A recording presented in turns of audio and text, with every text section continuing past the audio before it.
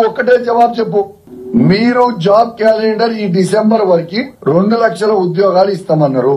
ఇప్పుడు August, September, October, November, December 4 నెలలే ఉన్నాయి. మీ జాబ్ క్యాలెండర్ ఏది? ఎప్పుడు ఎగ్జామ్లు పెడతావు? ఎప్పుడు నోటిఫికేషన్లు ఇస్తావు? ఎప్పుడు ఇస్తావు? మీరు మొన్న కూడా నిరుద్యోగులకు ఏమని చెప్పారు? మేము ఇస్తామని చెప్పి ఇగోండి నిన్న అసెంబ్లీలో బట్టి విక్రమార్క గారు జాబ్ క్యాలెండర్ అని ఒకటి రిలీజ్ చేసి స్టేట్మెంట్ అని రిలీజ్ చేస్తూ ఏ ఒక్క పేజ్ లైనా ఎన్ని ఉద్యోగాలు ఉన్నాయని రాసిండ్రా?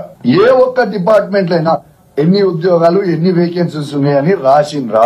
రెండోది, అసలు ఇది ప్రవేశపెట్టేటప్పుడు దీంట్లో ఏ ఒక్క మంత్రి గారి సిగ్నేచరో, ఎడ్యుకేషన్ మంత్రి గారి సిగ్నేచరో, ముఖ్యమంత్రి గారి సిగ్నేచరో, కన్సర్న్ డిపార్ట్మెంట్ మంత్రి సిగ్నేచరో ఉన్నదా అండి? దీంట్లో ఒక తెల్ల కాగితం పేపర్ తీసుకొని వచ్చి దీన్ని చదివి దీని గురించి చర్చ చెప్పుర్రి అంటే చర్చ పెడదామంటే దీంట్లో చర్చలేం లేదు.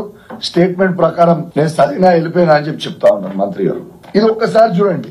ఇది వాళ్ళ Congress party manifesto, page number 41, page number 41, page number 42.